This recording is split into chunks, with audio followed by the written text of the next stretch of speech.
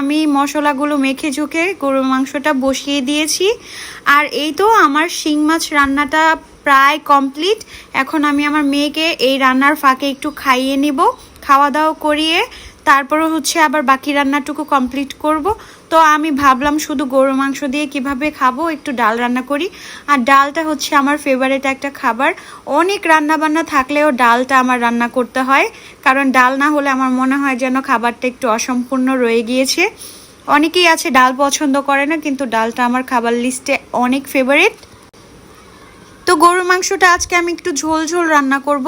আর আমার ঝোল তরকারি অনেক বেশি ফেভারিট। আমি মাখা মাখা ওই যে ভুনা যেই খাবারটা, ওইটার থেকে ঝোল তরকারি অনেক বেশি পছন্দ করি।